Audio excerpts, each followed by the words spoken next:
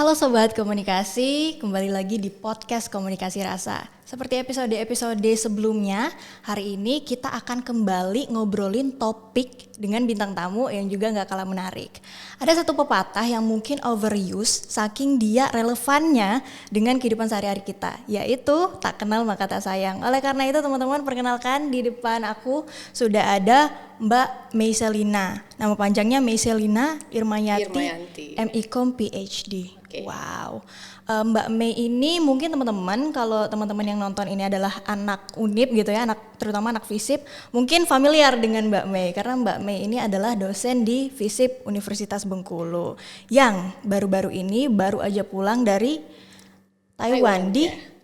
Taiwan itu tepatnya di Tainan. Maksudnya universitasnya National Cheng Kung University. National Cheng Kung University. Dan ini akan linear sekali dengan topik kita hari ini. Kita akan ngomongin soal beasiswa. Terkait beasiswa, motivasinya, terus apa aja yang dijalanin, dan hal-hal yang bersinggungan dengan itu kita akan kupas tuntas di Komunikasi Rasa yang harapannya bisa memberikan rasa kepada teman-teman semua. Dan aku Rafiko Wahida sebagai podcaster yang akan menemani kamu hari ini. Nah, jadi Mbak Mei, gimana kabarnya? Alhamdulillah sangat baik. Apalagi sangat hari baik Jumat ya. Iya, penuh hari berkah. Jumat. Harusnya semangat. Harus semangat itu setiap hari. Gitu. Oke.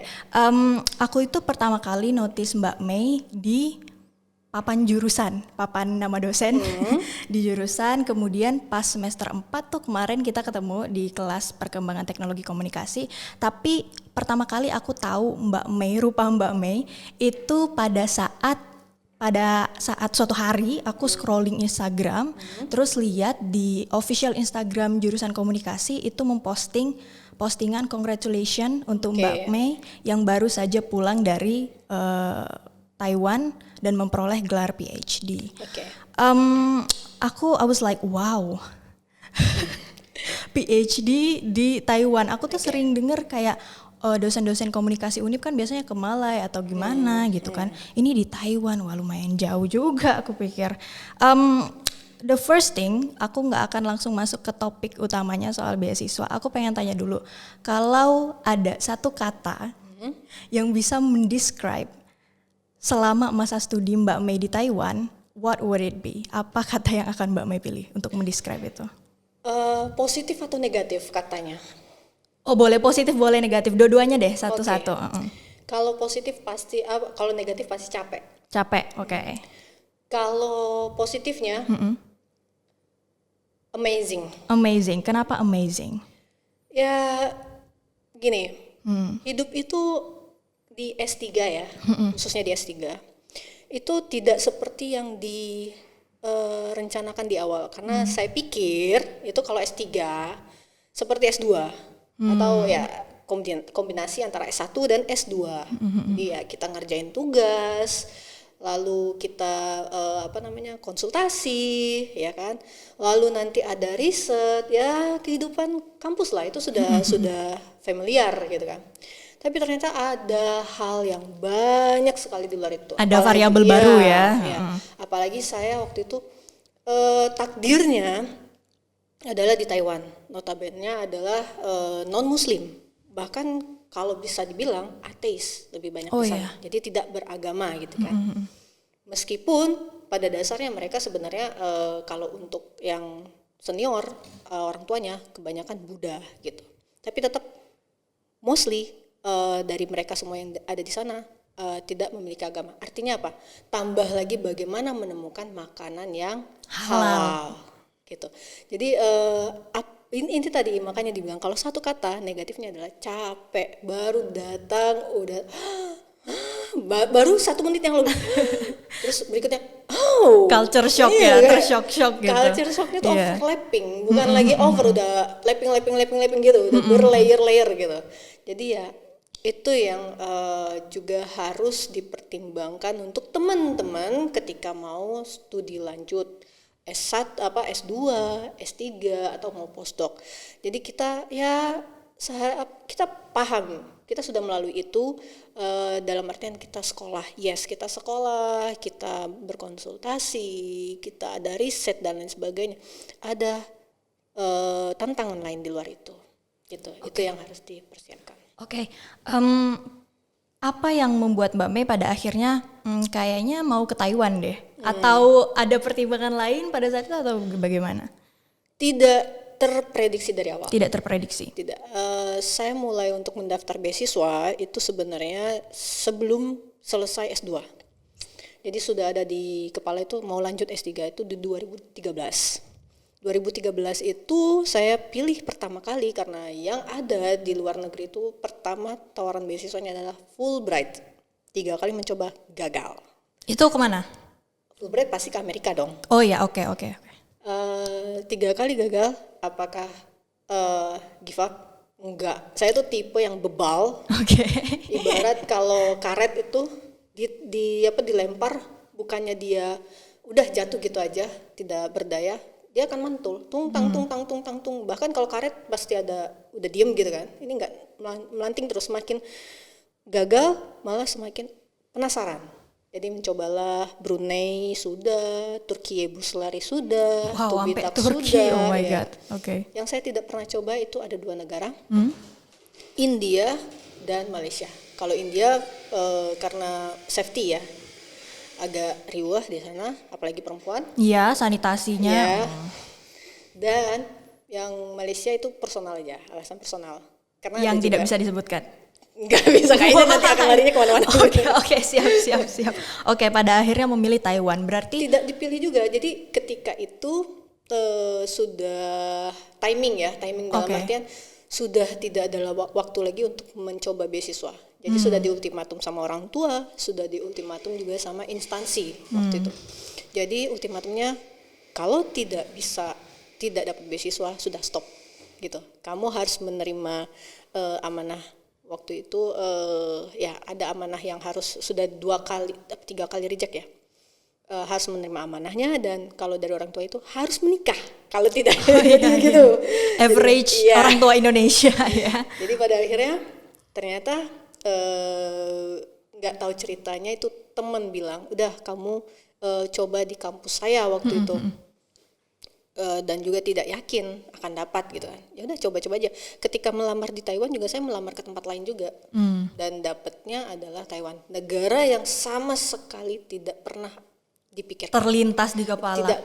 Tidak pernah terlintas. Oh, aku pikir tuh Mbak Mei emang pengennya ke Taiwan gitu. No. Berarti ini plan kesekian ya untuk ke Taiwan tuh. Ya, tapi Iya. plan yang tidak direncanakan. Direncanakan sebenarnya. lebih tepatnya. Iya, Oke. tidak. Jadi karena ada informasi dari teman saja, dan kebetulan di tahun saya melamar itu mereka buka program baru. Programnya itu agak unik. Ngomongin tentang neuroscience. Neuroscience kan lebih ke kedokteran Iya, sebenarnya. benar. Tapi di mereka itu masuknya ke ilmu sosial. Jadi program yang saya ikutin itu masuknya di ilmu sosial, masuknya departemen psikologi. Nah, akhirnya saya ambil itu, dan saya ngambil juga jurusan yang sebenarnya dulu di S2 itu tesis saya adalah tentang micro expression. Jadi ekspresi wajah, tapi berdasarkan bagaimana ketika orang berdebat, katakanlah dia akan memberikan pertanyaan. Itu kan banyak tuh ekspresinya. Apakah itu beneran tertawa 100% karena niat tertawanya, atau bisa dikatakan konten itu kayak apa ya? Dia kan menghina gitu kan, Oh tapi iya, oke. senyir kayak gitu. Sarkasm Jadi, gitu ya. Nah, itu yang jadi penelitian saya waktu tesis. Nah, pas mau S3 ada ketemu konsep yang sama saya gunakan waktu S2, face recognition, tapi berbeda. Apa? Kalau face bedanya? recognition di S3 ini bagaimana otak kita ketika kita melihat taks, jadi mata kita melihat eksperimen wajah-wajah gitu. Area otak mana yang dia lebih aktif? Bisa prefrontal, bisa amigdala.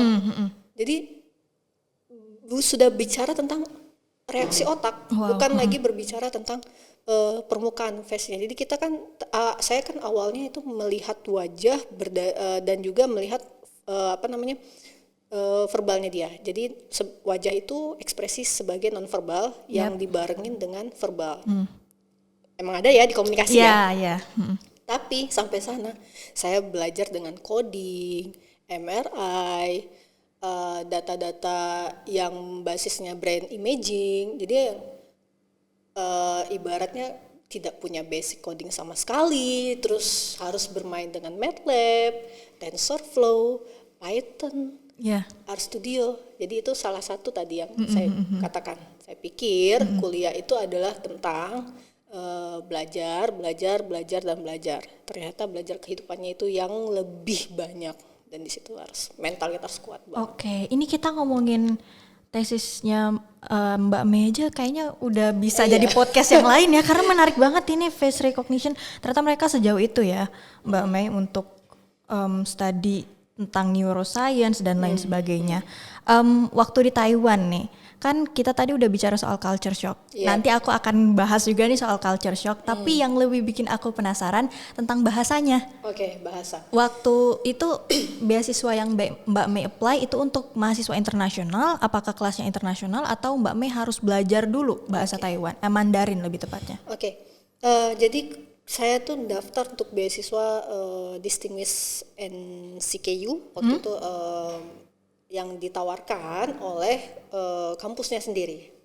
Jadi saya masuk di program internasional doktoral. Jadi memang programnya itu adalah internasional, bukan beasiswanya internasional, tapi memang kita daftar di program manapun nanti ada namanya beasiswa Distinguished NCKU. Nah, saya daftar itu, alhamdulillah lolos. Jadi waktunya itu sebenarnya cepat sekali. Dari katakanlah sebulan dibanding sama beasiswa sebelumnya yang sudah saya daftar. Dan ketika daftar Taiwan juga ada daftar beasiswa lainnya. Jadi ketika daftar nunggu dapat undangan untuk diwawancara by Skype waktu itu. Nah, di situ saya minta restu orang tua karena ternyata ini yang memegang kendali itu adalah ridho orang tua, ridhonya Allah. Iya, benar. Kenapa tidak dapat dari 2013? Ternyata ridho itu perjalanannya. Jadi katakanlah hari Senin ngomong benar-benar sama orang tua dari hati ke hati. Setelah ngomong itu, besoknya mau Skype interview sama advisornya langsung. Saya memilih face recognition, jadi advisor di labnya face recognition yang menginterviewnya. Lalu seminggu kemudian dapatlah hasilnya accepted, diterima. Jadi itu waktunya cepat sekali, seminggu. Itu jadi yang saya pelajari juga dari situ ya. Benar-benar ketika kita meminta sesuatu sama Tuhan, pertama memang harus memperbaiki agama, kedua hubungan kita sama orang tua dan orang-orang sekitar juga mungkin jadi salah satu faktor ya, gitu. Oke.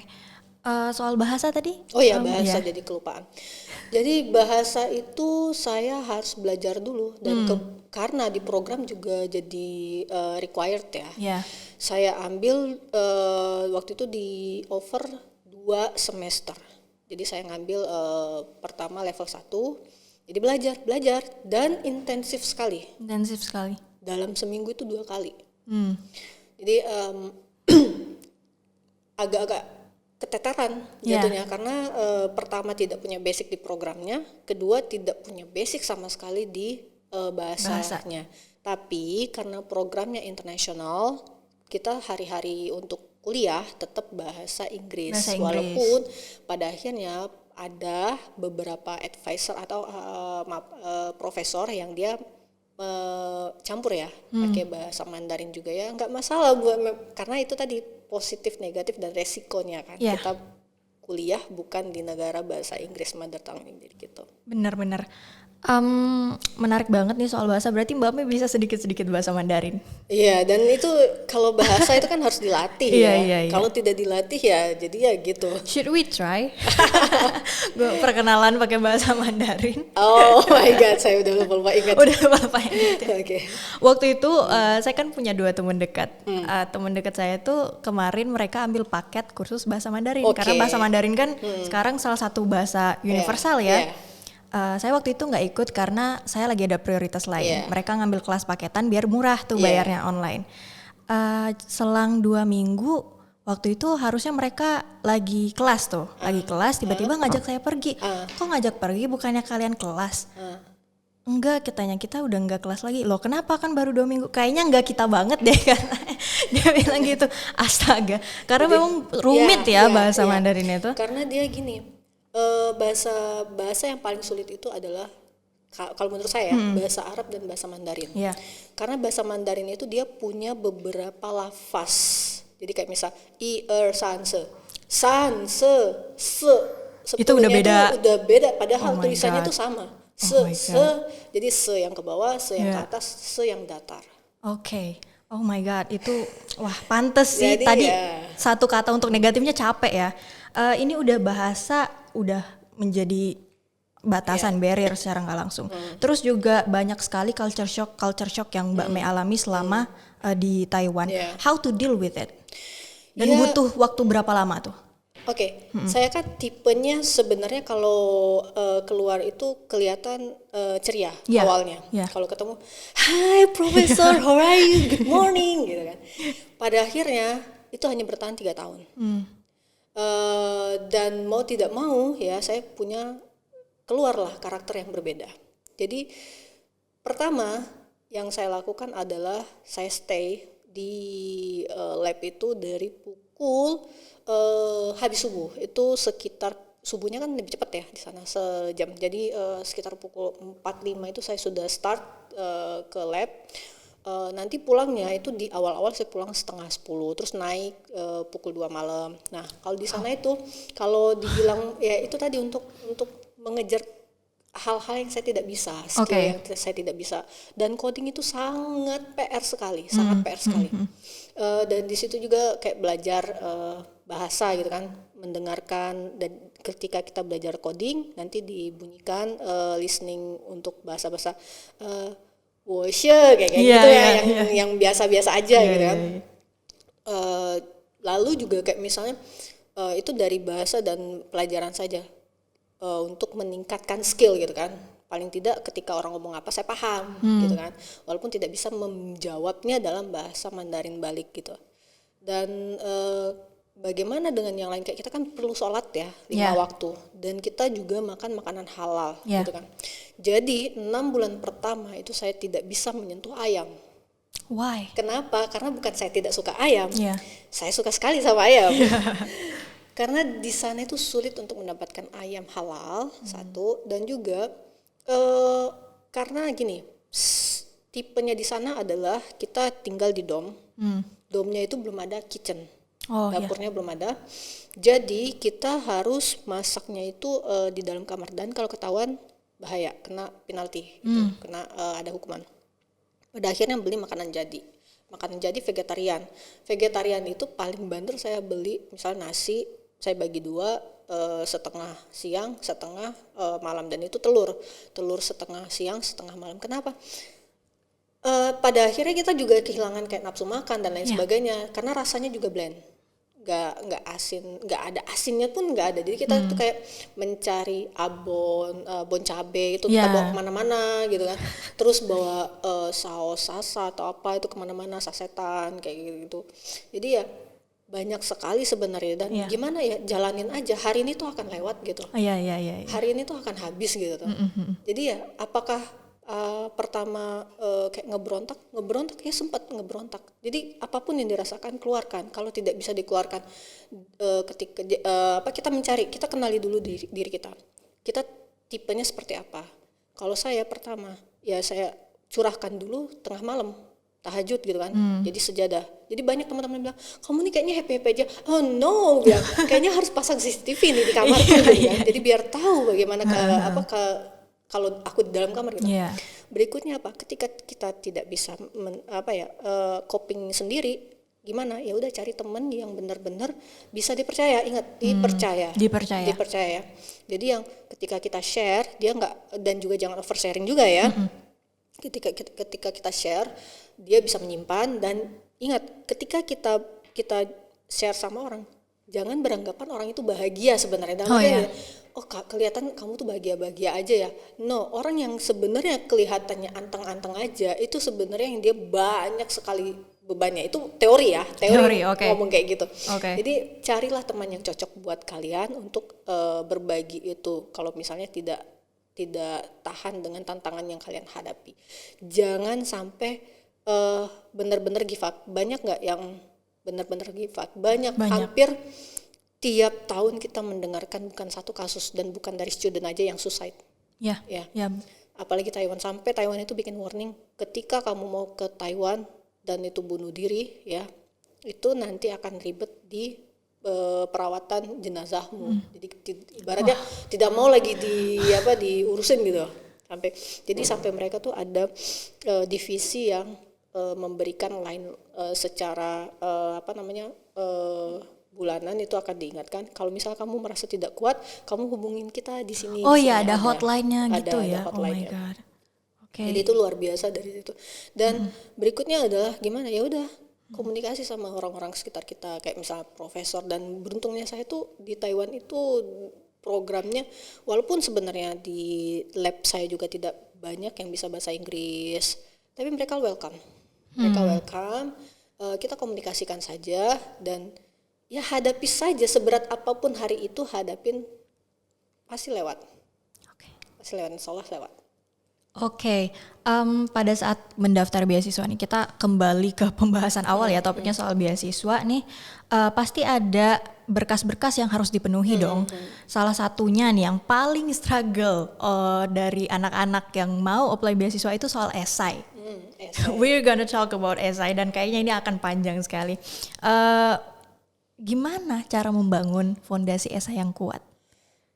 Jadi sebenarnya kenali dulu tipe beasiswanya. Jadi ada beberapa beasiswa yang dia punya template sebenarnya, template untuk buat esai. Jadi ya kalian jelaskan saja, kayak misalnya di tempat saya itu milestone ketika 3 bulan pertama, terus 6 bulan pertama, 1 tahun pertama, dan sampai pada tahap bukan di kampus saja, nanti kamu di Indonesia akan berbuat apa. Jadi PR saya waktu itu adalah PR yang benar-benar pertanyaan. Iya, kalau di kampus saya bisa ngomongin, maksudnya apa yang mau saya rencana untuk di kampus saya bisa jabarkan. Tapi untuk ketika saya ke Indonesia, karena saya di labnya adalah lab MRI. Di Indonesia apakah MRI dipakai untuk akademis? Belum. Sampai sekarang apakah sudah dipakai?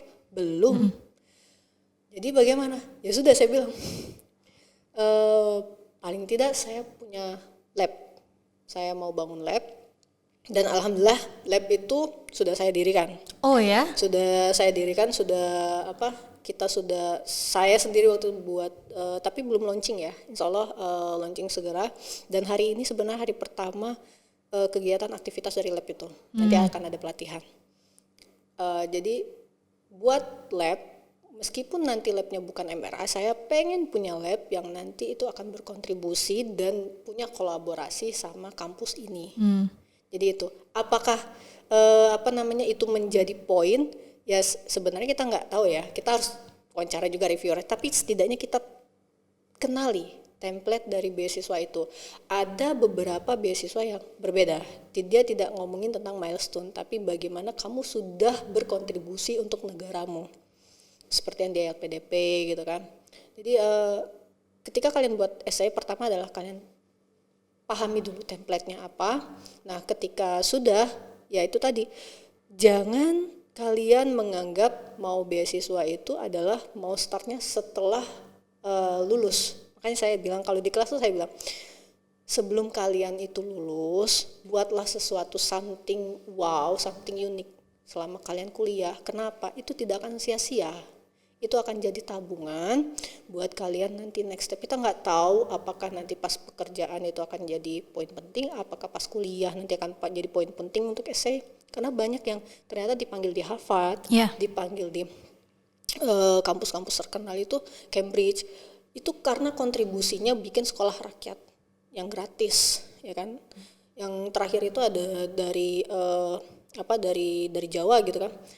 Tidak punya akses internet, tapi dia bikin desanya punya akses internet. Jadi anak-anak di sana bisa pakai untuk baca dan lain sebagainya. Dan itu karena itu akhirnya dia diundang gitu loh untuk sekolah gitu di Harvard. Jadi coba, jadi teman-teman sekarang itu coba kalau emang mau kayak Ara kalau mau gitu kan. Tadi saya tanya nih, sudah mulai sudah. Oke, tesnya mungkin setelah kalian atau misal pas kalian mau tes waktu tes gitu. Tapi coba sebelumnya itu kalian tabung apapun kalian lakukan. Oke. Aku juga pernah baca bahwa untuk membangun esai yang bagus itu you have to know yourself. Ya. Mbak Mei juga, apakah Mbak Mei juga menerapkan itu? Ya makanya kan di awal itu ada wawancara dengan advisor lewat Skype. Di situ profesor itu langsung bertanya sebenarnya sebelum sebelum dia baca esai. Saya pikir gitu karena dia bertanya ulang, apakah kamu punya basic dengan coding? Saya jawab saya tidak punya, tapi saya orangnya mau belajar. Jadi kita bukan memberikan bukan memberikan janji sebenarnya. Saya tidak memberikan janji. Di saya bilang, tapi saya orangnya mau belajar. Terbukti saya bilang ini saya punya ini. Di waktu saya usia segini sudah masuk sebagai waktu itu masih civil servant tapi yang calon ya, belum datang sertifikatnya. Dan di saat itu saya sudah lolos untuk penelitian ini gitu. Jadi itu yang saya jual. Jadi saya yakin ketika saya tidak bisa, saya orangnya adalah bukannya down, saya akan mencoba kenapa tidak bisa. Bagaimana caranya? Kan banyak sumber, ya kan? Memang di 2018 tidak sebanyak di sekarang, tapi setidaknya pasti ada Google yang bisa mengajarkan saya bagaimana buat coding dan lain sebagainya. Itu kita elaborasi apa yang ada di sekitar kita. Setelah kita mengelaborasi kompetensi kita sebenarnya, memang kita tidak bisa saat itu, ya kan? Tapi kita mau ada usaha gitu. Nah, tadi kan Mbak Mei sempat mention tuh di tahun 2018 informasinya nggak sebanyak di tahun sekarang. Nah, justru tahun sekarang karena kebanyakan informasi nih, aku juga waktu itu aku inget banget Mbak Mei pernah bilang di kelas, kalian anak muda jangan males buat cari informasi. Tapi masalahnya sekarang Mbak Mei, kita nggak males buat cari informasi, tapi untuk mencari informasi yang kredibel itu sulitnya minta ampun sekarang. Iya. Ya. Kan gini, mohon maaf ya. Bukan kalian, jadi saya pakai kita. Kita ini sebenarnya banyak nggak salurannya, sangat banyak ya. Tapi sebenarnya kita juga diberikan kesempatan kayak akal kita punya. Ya iya dong, masa kita ngambil konten yang misalnya dibuat oleh nama-nama channelnya tuh nggak jelas gitu loh. Kan kita juga bisa ngecek konten-konten dia gitu kan sebelumnya. Benar. Jadi kalau kita sudah bilang tidak kredibel, artinya kita sudah tahu dong mana yang kredibel gitu kan. Contoh, banyak juga loh sekarang itu news yang sebenarnya tidak kredibel. Ada yang .com gitu. Isi kontennya ya, kalau mau dibilang kredibel harusnya cover both side. Jadi teman-teman kalau mau lihat konten ya, konten informasi apapun itu, lihat kalau misalnya dia sudah meng-offer kamu mau nggak beasiswa gini, tapi harus bayar dulu segini nih. Oh udah dong, itu spam namanya. Udah pasti nggak benar ya. Namanya beasiswa kan gratis toh. Ngapain harus bayar gitu. Jadi kita diberikan kelebihan sebenarnya. Kita tahu kita punya akal, jadi kita bisa filter. Jangan karena sesuatu informasi itu yang kita sukai, katakanlah enak nih di Indonesia, terus di mana nih, negara yang di daerah Bandung yang kita sukai, banyak makanan dan lain sebagainya, gampang nih syaratnya, cuma ini, tapi ujungnya tolong deposito dulu uang sekian juta baru bisa kamu akan dapat sertifikat kamu bisa lolos. Yang kayak gitu tuh, halo adik-adik, bro, sis gitu. Yang kayak gitu tuh kalian sudah bisa memilah sebenarnya. Tapi sayangnya banyak juga tuh yang kejebak. Berarti yang dipertebal itu filter yang kita punya ya untuk melatih mencari tahu gitu. Iya, teman-teman itu tahu sebenarnya. Dan satu lagi, website kayak gitu tuh tidak akan lama. Kalian bisa lihat, cari informasi tentang biasanya. Kalau website ya, atau kalau misalnya TikTok, kalian bisa lihat. Atau gini, Saya seringkali menggunakan ChatGPT ChatGPT. untuk memverifikasi apakah saya tuh sering banget tuh dapat email. Oke, kamu bisa apa? Saya mau mengundang kamu nih menulis di sini sini Ya. sini. Tapi ujungnya adalah bukan ORG, ujungnya tuh XYV apa gitu. Saya tanya, jadi saya copy semua emailnya itu, saya pindahkan ke dalam ChatGPT. Saya tanya apakah ini spam atau tidak. Nanti ChatGPT juga akan ngomong ini.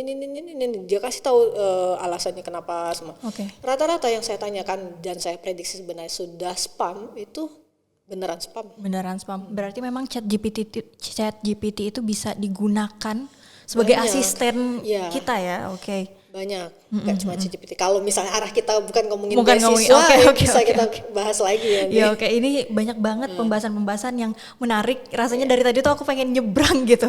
Udah mulai dari tesis menarik, ChatGPT juga menarik, neuroscience juga menarik banget. Tapi kita harus tetap stay in line. Sekarang aku pengen tanya, selain esai pastinya ada syarat-syarat lain. Kalau boleh tahu syarat apa aja tuh untuk beasiswa yang Mbak May apply? Pastinya bahasa dong. Mbak, Ya. selain, berarti sertifikat IELTS. sertifikat IELTS, oke. Ya, sertifikat IELTS dan juga ini apa? Dokumen kita kayak misalnya rekomendasi dari beberapa orang yang kita tunjuk yang harus sebenarnya gini. At least dia doktor ya. Ya. Pendidikannya levelnya sudah doktor. Jadi minta kalau saya dulu kalau tidak salah minta 4. Jadi saya ambil dari advisor saya S2 karena beliau pasti tahu gimana kita gitu kan. Partner kerja saya di sini, satunya lagi dekan, satunya lagi rektor waktu itu saya minta. Jadi dan sebenarnya teman-teman apakah itu sulit? Enggak ada. Coba dulu. Oke. Itu keywords-nya ya, coba Iya. dulu. Oke Mbak May. Sebenarnya it's such a pleasure to talk to you today. Jadi memang pada saat tahu nih narasumbernya, oh Mbak May kita akan ngomongin tentang beasiswa, aku langsung calling teman-teman aku gitu kan, buat tanyain, hari Jumat nanti aku podcast nih tentang beasiswa, kalian ada mau nitip pertanyaan nggak? Nah aku udah ngelis rasa takut yang kira-kira Ya, mereka punya. boleh. Tapi dari aku tanya-tanyain ke teman, ada 2 rasa takut yang dominan gitu mereka rasakan. Yang pertama itu the fear of unknown. The fear of unknown, takut ke negara orang seperti yang Mbak May alami gitu kan. Mereka ini tidak berani untuk keluar dari zona nyaman, Mbak May. Iya. Ini juga sebenarnya jadi buat orang tua saya speechless. Jadi waktu saya mau selesai baru saya bawa orang tua saya ke Taiwan waktu itu. Jadi beliau bilang, ya Allah, ternyata anak ini. Jadi saya dulu berangkat sendiri dari Indonesia, dari Bengkulu, tidak ada tidak ada student juga yang dari Bengkulu, langsung ke Taiwan. Itu saya transit di Thailand. Bawa koper besar, ukuran paling besar itu 32 ya kalau nggak salah, warna merah kopernya sendiri dan beratnya luar biasa. Karena berpikiran kapan nggak bisa balik gitu loh. Jadi mau semuanya dimasukin ke dalam situ. Apakah saya tidak takut? Oh, jangan salah. Semakin saya takut, malah semakin saya penasaran sebenarnya. Jadi makanya kita kenali diri kita, ikutin SOP-nya, ikutin SOP-nya. Dan kita pergi bukan benar-benar kita tidak punya relasi di sana. Saya punya relasi di sana, walaupun sebenarnya bukan teman dekat banget. Dan dia sebenarnya dari saya lupa UNS, dosen di UNS, ketemu di Malang, pelatihan bahasa juga waktu itu.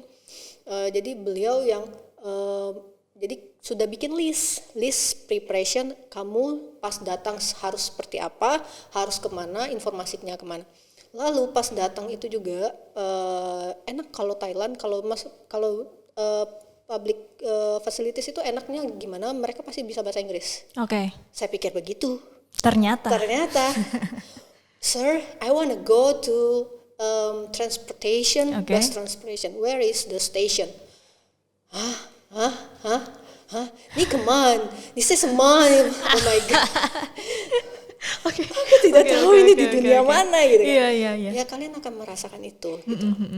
Dan cari tahu dulu negara yang kalian mau datangi. Taiwan waktu itu saya cari info, termasuk negara yang keamanannya bagus ya.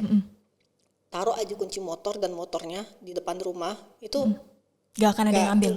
Saya sudah 3 kali taruh motor beserta kuncinya di parkiran tidak hilang. Itu tujuannya ngetes atau lupa? Namanya Kirain mau lupa. Dan handphone itu juga pernah waktu itu ya. Handphone saya taruh di kelas. Balik lagi handphonenya ke masih saya. Ada? 2 handphonenya, ya masih balik ke saya. Jadi perlunya kita mencari informasi ya.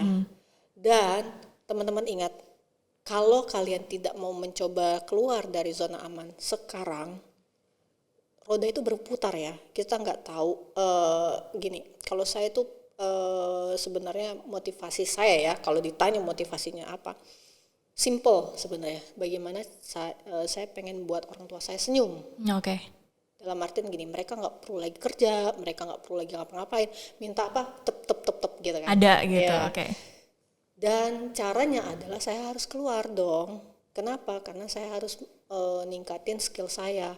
Saya pengen bikin penelitian yang berbahasa Inggris, dan saya pengen punya jurnal. Kalau nulis bahasa Inggris itu gampang gitu loh. Itu sebenarnya motivasi saya di awal. Karena selama saya S2 balik, saya nulis kok nggak lolos gitu loh. Maksudnya kalau udah naik level gitu kan, penelitiannya kalah sama yang lain. Apa salahnya saya gitu kan? Ternyata output. Jadi saya memang waktu itu doanya, ya Allah berikanlah saya kesempatan untuk kuliah, tapi kuliahnya yang bisa bikin nanti penelitiannya pakai software. Otomatis kan coding kan. Jadi teman-teman juga hati-hati dengan berdoa. Ya. Jadi kalau tidak dikasih sekarang, one day pasti dikasih. Atau kalau tidak dikasih sekarang dan tidak persis dikasihnya apa, itulah yang terbaik. Ya. Acceptance pada akhirnya ya, poinnya. Yang kedua nih, rasa takut yang kedua itu rasa takut nggak mampu bersaing.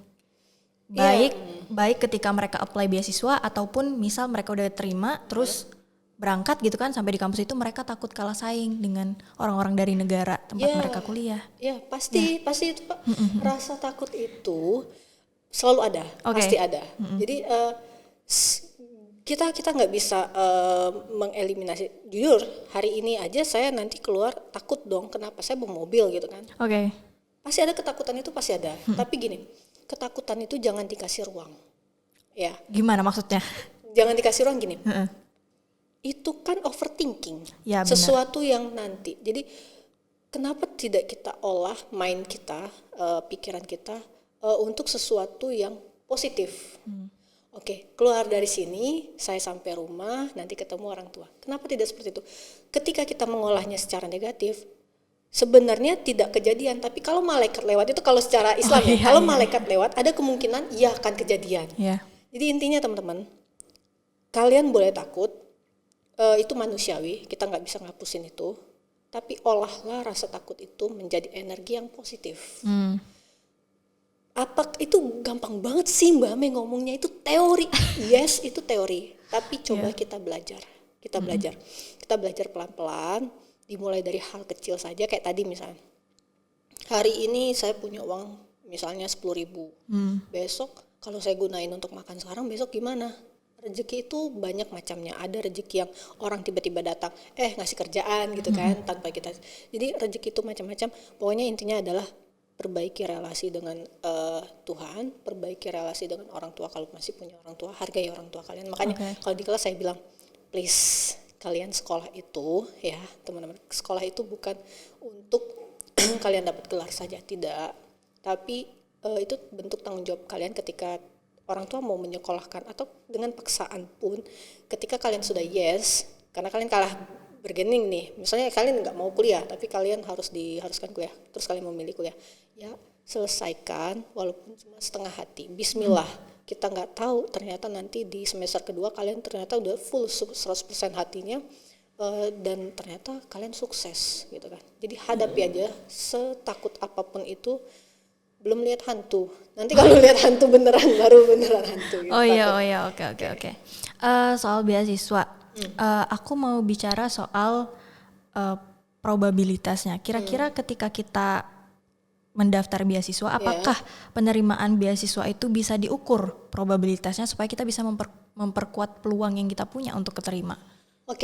Kalau tentang keputusan diterima atau tidak, ngomongin probabilitas ini, gak ada yang bisa memberikan gak bisa diukur. Bisa. Buktinya apa? Saya mencoba dari 2013. Ternyata jawabannya ada di 2018. Pernah ada di tahapan saya nilai IELTS, bahasanya lebih tinggi, bahasa asingnya lebih tinggi, tapi teman yang lebih rendah daripada saya yang lolos. Kan itu ada faktor X, faktor keberuntungan. Nah, bagaimana pada akhirnya? Yaitu tadi, ketika tidak lolos, bukan kalian yang tidak baik. Ingatnya di situ aja, bukan kalian yang tidak baik. Artinya apa? Beasiswanya belum jodoh. Gitu. One day yang baik untuk kalian itu sedang menunggu. Yuk dicoba lagi, gitu. Menarik banget sih. Kayaknya Mbak Mei harus bikin buku tentang tentang mental deh kayaknya. Karena deal terbesar ketika daftar beasiswa itu kan sebenarnya ada di mental. Setelah aku tanya ke teman-teman, merefleksi diri sendiri gitu kan, lebih kepada mental. Dan aku melihat Mbak Mei bisa deal dengan semua, mulai dari rasa takut dan lain sebagainya. Ngomongin rasa takut, kalau aku juga tanya ke teman-teman, misal nih kalian daftar beasiswa, tahapan apa sih? Biasanya kan template ya, tahapan beasiswa tuh ada esai, interview, tes tulis, juga ada yang tes tulis dan lain sebagainya. Nah, teman-teman aku tuh jawab mereka paling takut untuk di tahap interview, seperti yang Mbak Mei tadi lewat Skype. Ada tips-tips nggak nih Mbak Mei untuk melewati interview? Gitu. Pertama kita harus tahu dulu bahasanya apa kalau interview. Kalau di luar negeri berarti bahasa Inggris ya. Tapi tidak menutup kemungkinan bisa bahasa Belanda. Atau bahasa Mandarinnya langsung ada. Bahasa negaranya, Ada kemungkinan itu. Nah, pada akhirnya apa? Saya yakin teman-teman yang mau daftar beasiswa itu sudah ada preparationnya. Hanya saja belum dites secara real, ya kan?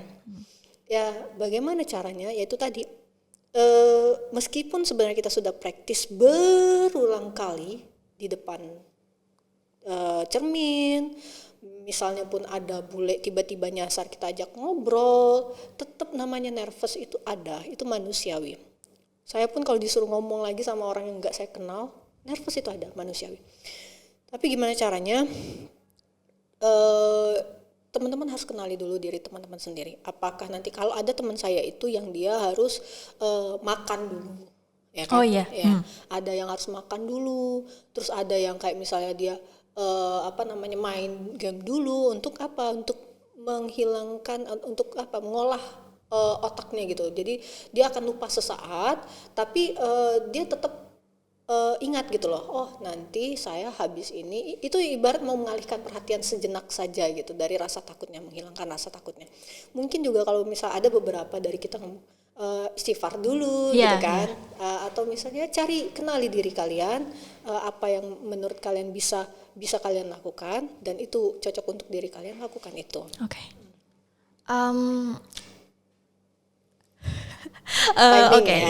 Timing nih. Padahal aku masih mau banyak banget yang mau aku tanya, mungkin di belakang layar kali ya.